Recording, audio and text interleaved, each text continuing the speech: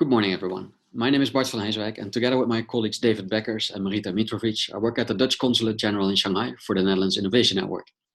I'm glad to see you're all interested to hear more about expanding your business to China. So with this presentation, we would like to give you a better understanding of the opportunities and challenges of doing so. Of course, we welcome any questions you have, and we will try to answer them. But in order to keep things a bit organized, we would like to ask you to write down your questions in the chat, and we will address them in the Q&A session after this presentation. I'm sure many of you are familiar with the Netherlands Innovation Network, so let me just give a very short introduction. We are part of the Ministry of Economic Affairs and Climate Policy and have offices in 16 countries around the world. In China, we also have an office at the embassy in Beijing and at our consulate in Guangzhou in southern China. With 9 people, our China team is the biggest country team within the Netherlands Innovation Network. Our goal is to help Dutch high-tech companies, universities, and research institutes to find partners in China for cooperation on R&D and innovation-related activities, but also help you to expand your business in China. We do this across many sectors, so we do not have a specific industry focus. China is a huge country, so there are business opportunities in many different industries. We also have an economic department at the consulate, and although there definitely is some overlap in our services and activities sometimes, in general, we at the innovation department focus more on the earlier stages of the value chain, from fundamental research to market introduction. Our colleagues at the economic department are more involved in the issues that arise during and after market introduction, such as trade barriers, legal issues, etc. One of the topics that we actually do work closely together on is our startup activities. Our first startup activities in Shanghai were in 2016, as seen on the top left picture, when Prince Constantijn led a small delegation of Dutch companies to explore the Shanghai startup ecosystem. We also tried to facilitate connections between the Dutch and Chinese startup ecosystems, so we brought a group of Chinese startups, entrepreneurs, and other relevant players in the ecosystem to the Netherlands. We visited Rockstart, Hightech Excel, and then still Startup Delta at B Amsterdam, as you can see in the other pictures. We also organized 2 bootcamps for Dutch startups. And here you can see some pictures of the first one in 2017, which coincided with CES Asia. You're all familiar with CES in Las Vegas, or online this year, but CTA hosted the CES Asia show for 5 years in Shanghai as well. In October 2019, we organized another bootcamp for Dutch startups in cooperation with a Chinese partner, Tuspark from Nanjing. These activities are not comparable to the missions and activities that are organized for CES in Las Vegas, Slush, or other big events in other countries, with sometimes 60 to 70 startups in a huge Dutch delegation. We prefer to organize missions for small groups of companies, let's say maximum 10 to 15, and focused on a specific sector, so we can add more value to the participants, but also to the Chinese counterparts that we try to connect them to. Another reason that we prefer smaller groups is that there's just not a lot of interest of Dutch high-tech companies and startups to come to China. We understand that. China is far away, often unknown, and because of the cultural differences, it's probably easier to expand to other international markets first. Of course, these are all legitimate reasons and concerns, but there are also many opportunities in China. And if you are an entrepreneur that likes a challenge, which you probably all do, you should definitely at least consider China. We realized that even many of the companies that decided to make the trip to China to explore the opportunities here did really not know much about China and doing business here.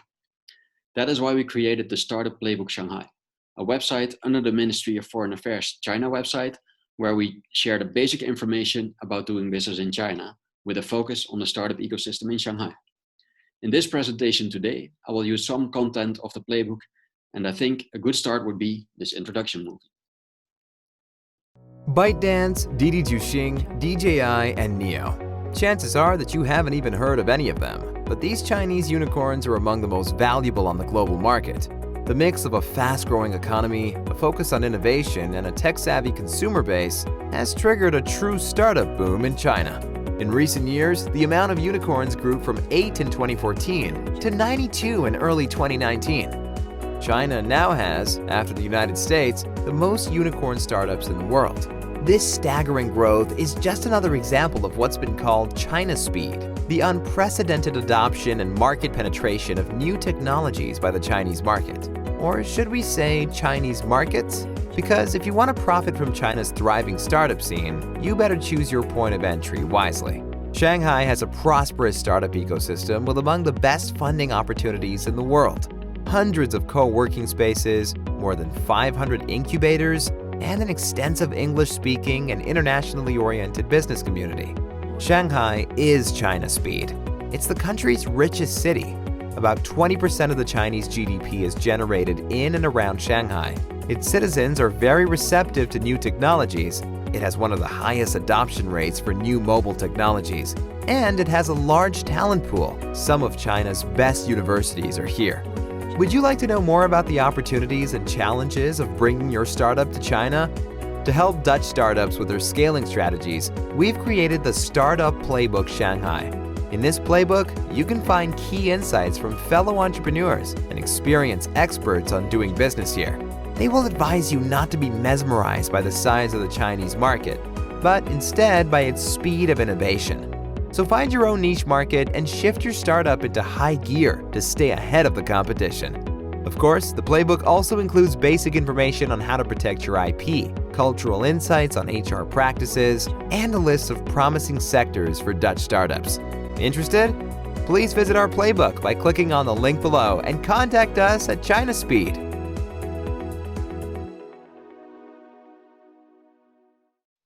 This was a quick introduction to the Shanghai startup ecosystem, but I want to address a couple of topics in more detail. First, the role of the government. As you know, the government plays a very important role in everything in China, also in doing business. So it's important to understand the government's policies related to innovation, entrepreneurship, and international cooperation.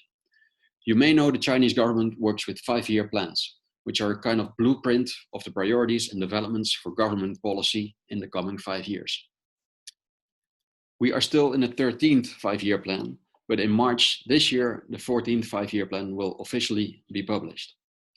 This slide provides an overview of the most important themes of the current 5-year plan. And as you can see, innovation and entrepreneurship are top priorities of the government. We are quite sure this will not change in the next 5-year plan. Other topics that are mentioned are advanced manufacturing, IoT, Made in China 2025, and also important, better protection of intellectual property rights. The Chinese government has issued many policies to promote mass entrepreneurship and innovation, as they call it, something that we would probably describe as developing the startup ecosystem. And this has paid off already. There are many young Chinese tech companies that really develop new products and services that became very successful, and the government allows those companies to experiment with these new technologies. So China is definitely not only the factory of the world anymore, although a lot of manufacturing still takes place here, but there's much more focus on innovation and technology as well. We can also see this from the Global Innovation Index, a ranking of countries based on their innovation performance, published every year by the World Intellectual Property Organization, INSEAD, and Cornell University. We are currently ranked number 5 in the Netherlands, 1 spot down from last year, and China is ranked number 14. But China has consistently moved up this ranking for many years now, and is already ranked higher than, for example, Japan. China is the only country within the top 25 that is still considered an upper middle income country, and not yet a high income country. Because we are in Shanghai, and you've seen the pictures of this city, this definitely is not representative of the whole country. There are many differences within China. But what we do see all over China and all over the world, I think, is that innovation is not necessarily carried out anymore by the big corporations with huge R&D budgets. Speed is more important than size. And getting to market quickly and having the flexibility to adapt to market needs are today's drivers for innovation. This is also, or maybe especially, the case in China. We also want to let some local experts share their experiences with you. So let's listen to Luc Eliens, who came to China in 2017 to lead the China office for High-Tech Excel, the accelerator and corporate innovation platform from Eindhoven, and now serves as a chief commercial officer for High-Tech Excel's local partner Xnode, who we introduced them to back in 2016. Most of the fast-growing technology companies, when they think about expanding, they almost automatically look at the US as a first primary market. Whereas China has one of the biggest markets in the world, has been consistently growing for many years, and is looking for innovation nowadays. So China is an extremely interesting market. What I've seen so far If you are a company that's focused on business to business, and if you have a specific technology or IP position that's differentiating, then you should consider China. If you're willing and able to put a team on the ground in China for an extended period of time, so that means if you're willing to invest in China as a potential market, if you have a product that actually has customers and that has proven itself, if you have this IP position that we talked about before, then you are ready to come to China, and then it can be hugely successful, but you need to give it time. You need to give it time to build the right partners. You need to give it time to recruit the right Chinese individuals. You need to give it time to maybe adapt your go-to-market strategy. And what I see a lot going wrong is young European companies are offered to come to China, and they come on a kind of tourism trip where for 2 weeks they meet many different Chinese government or Chinese incubators or Chinese companies, and then they leave and then they feel they've seen China. But obviously that doesn't work. You need long-term commitment. You need to, in many cases, change your strategy. You need to, in many cases, build the team here, build the relationship here, and that you cannot do in 2 weeks. So China's economy is still growing fast, even in 2020. Due to the quite strict COVID-19 policies, the pandemic has only disrupted China's industries and supply chains for a couple of months. But Luc also mentioned there are many challenges with doing business in China. Many of these challenges arise because of something we call China speed. Everything moves fast here. For example, consumer behavior. Chinese consumers are quite sensitive to trends, and understanding the local consumer behavior is super challenging, especially for foreigners. One example of this is mobile payments. In many stores, like this coffee shop close to our consulate, you can only pay with your phone. There are just no other options. This change to a cashless society happened almost overnight because everybody in China owns a smartphone. There are cheap options here too, and everybody uses either WeChat Pay or Alipay. So even the small grocery stores in the small towns in rural China now use QR codes for payment, for years already actually. Something else that comes very fast is competition. Chinese entrepreneurs are extremely opportunistic and jump at every opportunity. Let me explain with these graphs, which are a bit outdated, but the mechanism still holds. The y-axis in these graphs shows the number of companies in a specific vertical or sector, and the x-axis represents time. So the graph on the left shows companies in the coupon e-commerce sector, or group buying. This was popularized by Groupon, which was founded in the US in November 2008. So immediately in 2008 and 2009, Chinese companies were established doing the exact same thing, but then in the Chinese market. And at some point in 2010 or 11, there were more than 5,000 Chinese companies active in the coupon e-commerce sector. Of course, this is not sustainable, and after a while, most of them died, and only a few survived to divide the market among them. At the height of the coupon e-commerce business in the US, there were less than 650 companies doing this, which just shows how competitive the Chinese market is. The other two graphs show similar patterns for the P2P online lending sector, which is even more extreme, and the live streaming sector. So these three examples are all sectors where business model innovation is key, and the business is done only online. But in China, this same mechanism also applies to other sectors, and bike sharing is definitely the most prominent example. A couple of years ago, there were around 20 bike sharing companies here in Shanghai, all having bikes in a different color, and all these companies received enormous amounts of funding. But now there are basically 2 companies left in the bike sharing market. So you could argue a lot of money has been wasted, but it also helped speed up innovation, and those who provided the best consumer experience have survived. So if you are in a consumer-facing business and you plan to try to go at the Chinese market by yourself, be prepared to get killed by the local competition. It doesn't sound nice, but your local competitors understand the local consumer behavior much better than you ever will. I also want to point out here that this extreme competition is not a problem exclusively for foreign companies. Foreign entrepreneurs and companies often complain that their ideas get copied or stolen in China. Well, it does not only apply to you, it applies to everyone, also the Chinese entrepreneurs and startups. If you bring a good new business idea to market in China, there will be competitors doing the exact same thing literally the next week. Unless, of course, there are high entry barriers, and it's not that easy to copy what you are doing. In general, competition in B2C is a lot more fierce than in B2B. Another important A characteristic of the Chinese market that you have to pay attention to if you're considering expanding to China is the so-called tech ecosystem. As you can see here, the China internet is much bigger than the US internet, and almost everyone is online on their smartphones. Also, the growth of mobile internet and payments is much higher in China than in the US. I called it the China internet and the US internet, which is actually not far from the truth. Or maybe it should be called the China internet and the rest of the world internet. Of course, China has a great firewall, which blocks certain websites and apps, but that is not the only reason for these two separate internets. Chinese consumers just use different apps and tools for everything. On this slide, you see the key players in the US and China for different verticals. From left to right, it's search, shopping, payment, videos, music, messaging, social media, short video, etc. And let me tell you, there is literally no overlap at all here.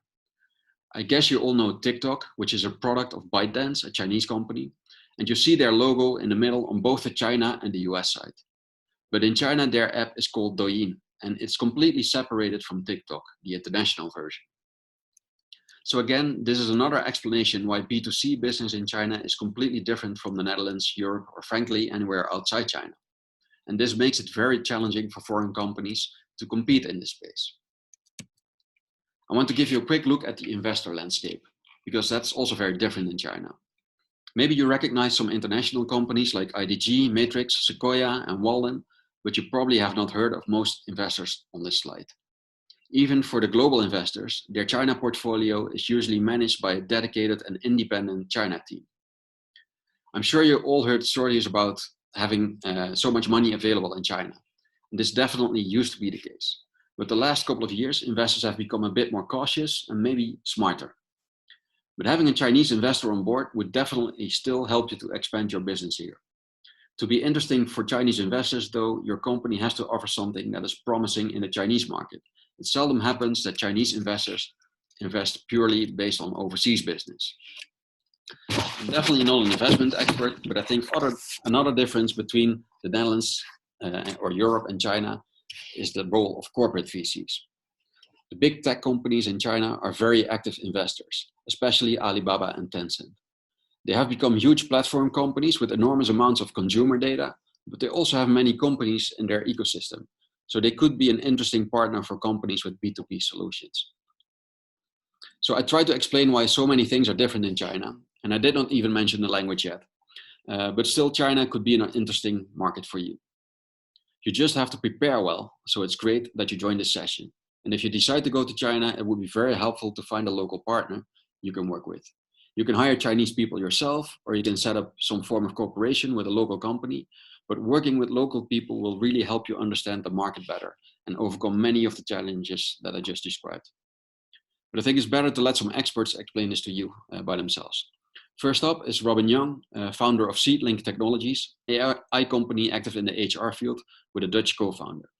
Then we hear from Luc Eliens again, and then from Wei Zhou, CEO and founder of Xnode, the local partner of Hightech XL. They will share their insights.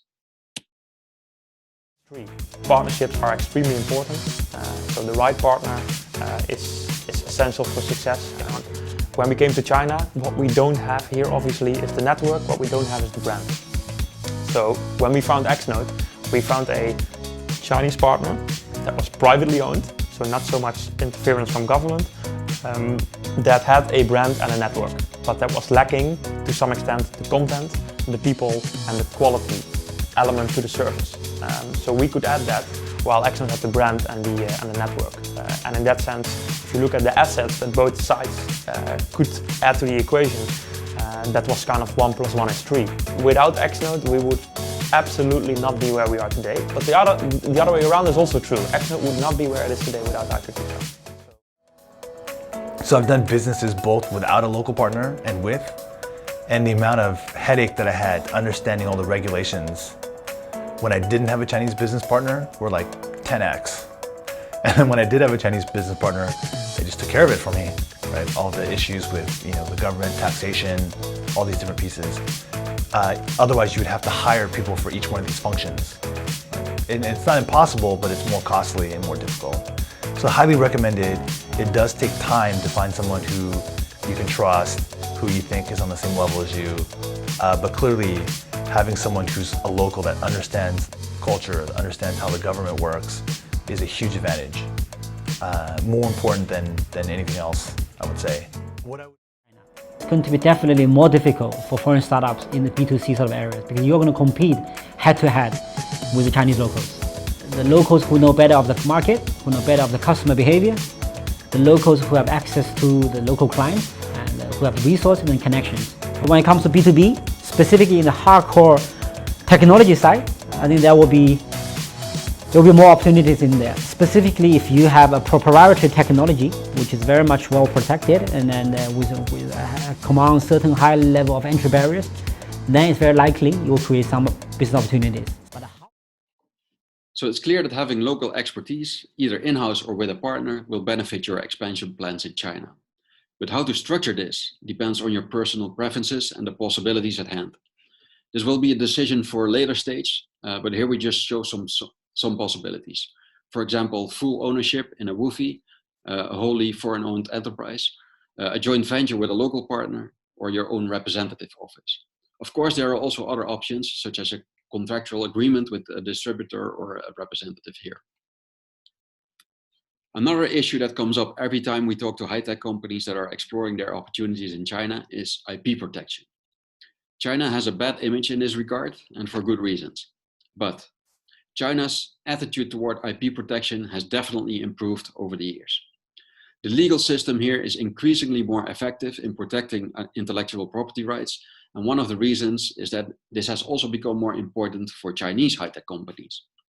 There are, however, many differences with our own IPR systems, so it's recommended to seek legal advice if you're planning to come to China. Please do this as soon as you make plans to expand to China, because most of the issues with regard to IP protection arise because companies did not pay enough attention to this from the very start of their expansion to China. A good resource for getting more information on IP protection in China is the China IPR SME Help Desk of the European delegation in Beijing.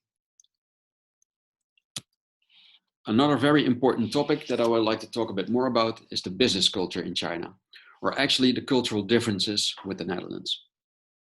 Mentioned on this slide are patience and flexibility. Things can go fast here, as we've seen, at China speed, but it may take some time before things take off. You have to build relationships and trust first. And flexibility is definitely important here. Things change from day to day or even from hour to hour. This is just the way people work here. So you really have to say goodbye to the Dutch planning your agenda and making appointments week in advance mentality. Because people make appointments here for the next day or even for dinner the same evening. We already mentioned the importance of finding a good partner. But more in general, your personal network is extremely important for doing business in China. Many connections and meetings actually happen because of these personal networks. Also for us at the consulate, it helps that we work for the government, but whether we can be of help really depends on the people we meet, having mutual friends with potential partners, or just knowing someone who knows someone. So this is Guanxi, your personal network, and it's really something you should invest in. Let's hear from some other experts how you should use your personal relationships, patience and flexibility in different areas, such as HR, contracts, and managing your Chinese employees. You will hear from Wouter Winia, Business Development Manager Asia for Brunel, Robin Young of Seedlink, Dennis Tan, CEO and co-founder of Dutch AI company Dashmode, who participated in one of our bootcamps and set up an office in Shanghai after that, and Luc Aliens of Hightech Excel.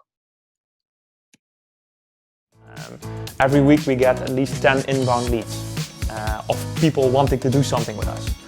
And I remember in the beginning, in the first months when I was in China, I was amazed at all these beautiful partnerships we could build with all these different people. And I think it's really one of the big challenges to learn to say no and to focus on the couple of partnerships that are actually representing a win-win, both on the short and the long term. And this is something I had to learn myself as well, to manage my time properly and to really say no to certain things. People really want to work for companies like Alibaba, like Huawei, like Tencent, and actually the foreign companies are becoming less attractive or attractive in a different way to work for. Really use all the different recruitment sources that are available. So you have local job boards, you have like LinkedIn, You have like special job apps where people are posting their CVs on. And because you are not an attractive employer, because they don't know you, you need to use much more proactive recruitment. So that's going to the market, approaching people yourself, and just post your vacancies and wait until somebody is applying. Tip that we can give to startups in China, and maybe try to engage already with Chinese talent overseas, and try to bring them back to China and let them grow your company here. Don't always try to hire people straight from competitors or from like one of these big companies. Just try to find a way on developing your own talent pool. In that way you can avoid the whole war of talent with very high salaries, and you can basically create your own talent. Also in the sense that that's something else that I really learned when it comes to managing a team. People will not speak up when there's an issue. So it's my job to find or detect the issues when or before they occur. So I need to kind of develop this antenna, if you will, for figuring out what's going on in the team and solving the issues before they occur. So maybe that's also a little bit more Chinese on my side. Obviously. You talk about negotiation in the West, and the negotiation usually stops when the contract is signed. In China, that's usually when negotiation begins. So I think there's a lot of nuance in how you deal with contractual obligations here.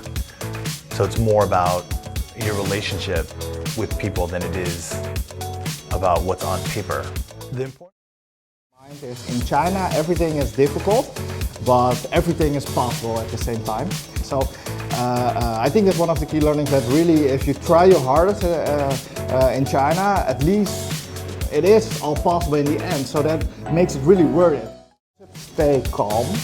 Why you should stay calm here is because there's a very big handshake that things can be done last minute. And with last minute, I literally mean last minute. Like, we're sitting in this wonderful office, and I was in a similar one in China, and I came there on the day of the opening, and the floor was not in it yet, you know? So they finished the floor like 30 minutes before the official opening. And you might think this is the outlier. No, this is the standard. If you're not up for a challenge, yeah, definitely don't go. But if you're willing to work hard and give it your 2 cents and be unique, you have a very good chance at making it. And finally, we want to zoom in a bit on Shanghai. That is where we are located and where we have our guanxi, or connections with the local ecosystem, and where we can be of most help. And Shanghai obviously is the most international city in China, which makes it relatively easier for foreign companies to explore their opportunities here. Shanghai has always been the most vibrant commercial city in China. I mean, in order to test new ideas, new concepts, new business model innovations, and to apply the new technologies, Shanghai is most of the time is seen as the best place to be. And about what happens next, whether they move to Hangzhou, Nanjing, Chengdu, or northern part of China or southern part, is the next step. But most of the company will take Shanghai as the starting point or the landing pad. So maybe after this session, you will also consider to come to Shanghai. It helps that you know us now, and we can hopefully point you in the right direction. But Shanghai can also be overwhelming if you come here for the first time. There are many incubators and accelerators in Shanghai, and fortunately there are also some good ones, among the more than 500. Here we just show some of the incubators and accelerators that actually support foreign entrepreneurs and startups. But it really depends on your needs and industry which one would be good for you. So just as an example, Wei Zhou of Xnode will share how they could help you build your company in China. But how to do it is not that easy. I mean, you need to go through a process of understanding China first, knowing the Chinese customer first, knowing how to do business here first, because the practice has been fundamentally different. So actually we are setting up a generally speaking 8-week program, basically helping these guys to navigate through these difficulties. So before you stay and set up a company, don't do it, learn and test it first with a minimal cost. If you failed and you think China is too difficult, there's no product market fit, I should go back, fine, go back. I mean, at least within 8 weeks, you figure that out. For those who figure out the product market play, perfect. Then after this 2 months kind of period, you figure out China business plan, you know where you should go, then you start hiring people, then you start talking to local investors, then you set up an office and started doing real business. Hopefully this presentation helped you to get a better understanding of doing business in China. As Dennis already mentioned, everything is difficult in China, but nothing is impossible. So don't let all the challenges you will face scare you away, but get informed, learn more about the business opportunities here, and then when we can travel freely again, take that step to come over and experience China with your own eyes. Only then you will be able to decide whether China is something for you or not. I'm sure you all have many questions, so let's continue with the Q&A.